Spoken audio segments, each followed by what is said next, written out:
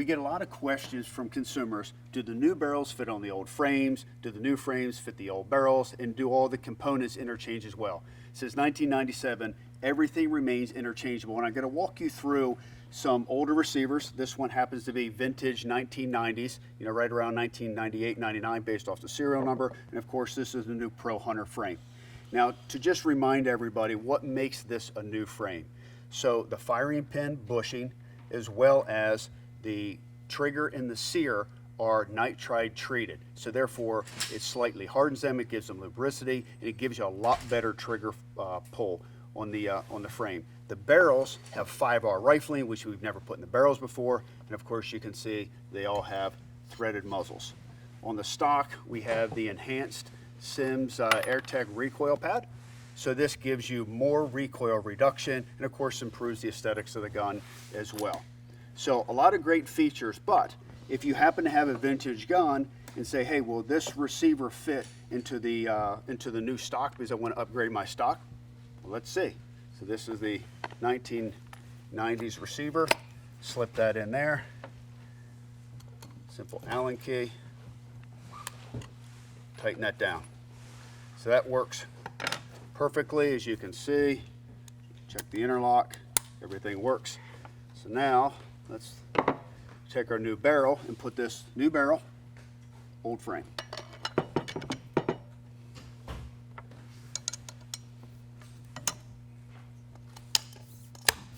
There you go.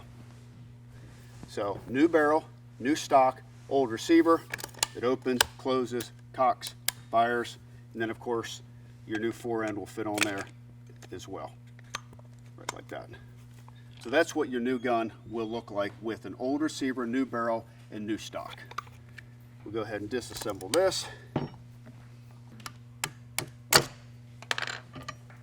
Take these components apart.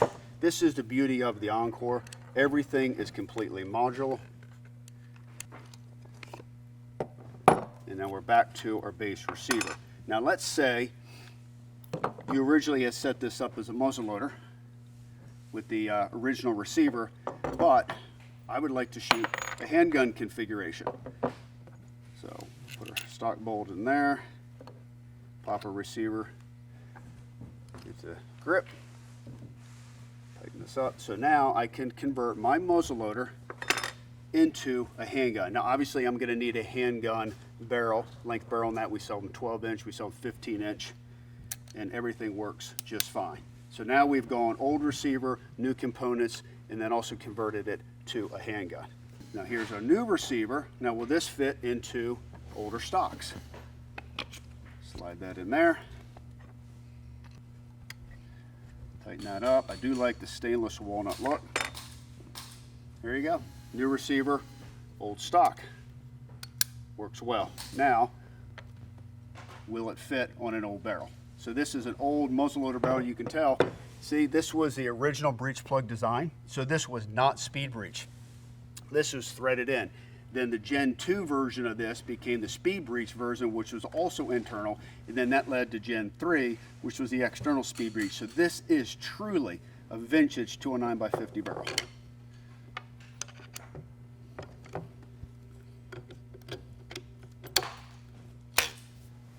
There you go.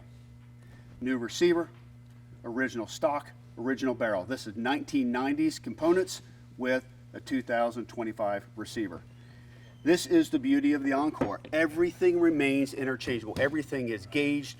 Everything is checked 100% to make sure it's interchangeable. But I wanted to show everybody here today that it truly is the complete component system for the Encore, and everything we make in the future will continue to interchange with everything since 1997.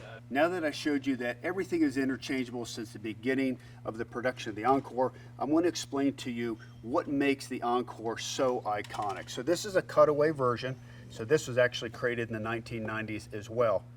So when you go to cock the hammer here, you can see these inner workings. And you're moving that into place, the trigger comes up. So this has an automatic hammer block safety. So when you pull the trigger, it goes all the way and hits the firing pin like that, and it has got a rebounding hammer. And this is a patented feature on the Encore. So what's nice is you never have to worry if the gun is in the safe position. It's always safe until you cock the hammer.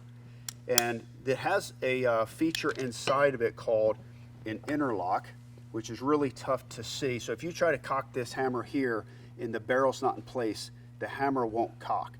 So these bolts on the barrel, which are right here, actually have to go into the frame and slide under the bolt table, which is that little shelf right there.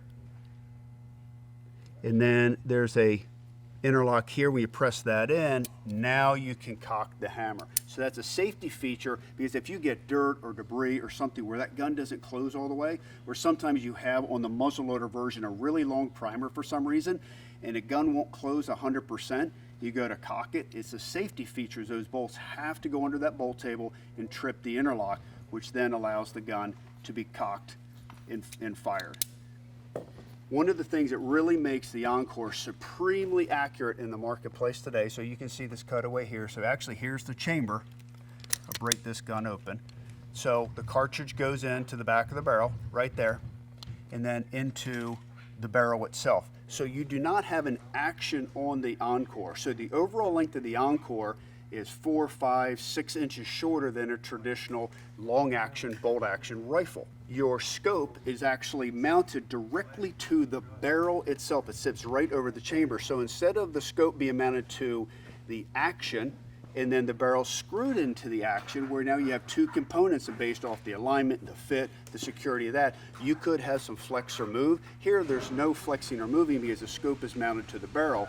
And the other great feature about this is when you remove the barrel, your scope stays with the barrel. So as you interchange barrels, so if I go to put the muzzleloader barrel on, then my scope stays with the barrel. So that way I can have multiple barrels that are all completely sighted in. So whether you're shooting muzzleloader, rifle, or handgun, the Encore is one of the simplest, most robust, most accurate guns in the firearms industry today. One of the secrets on the interchangeability and the accuracy of the Encore is how tight the fit of the barrel to the frame and to the hinge pin is. So this hinge pin is very, very close fitting tolerances inside the receiver, but it's still machined in a way that is easy to remove. And a lot of people fight or struggle with assembling a gun and not being able to get the hinge pin in. I find it easier to have a flat table like this. And what happens is, if you get any play in the receiver, back and forth or up and down, it pinches the hinge pin here and it doesn't allow it to line properly. So if you use a table like this, kind of support the stock or grip, depending on what you have here in the barrel, you put the hinge pin in place and you put your thumb on this, you can wiggle it into place. You see that? You do not need to beat the hinge pin in. If you're beating the hinge pin in, it's just because something is not aligned. Now to remove it, it does take a little bit of tapping, so I put my hand under here to support it. We now have a hinge pin removal tool. Now you can use a screwdriver, a wooden dowel, a punch, an Allen wrench. This just keeps it from scarring. And you tap it and you remove it. It's that easy. It's just something to get used to practice, but it's all about getting the proper alignment to get that hinge pin to go easily in and out of the receiver.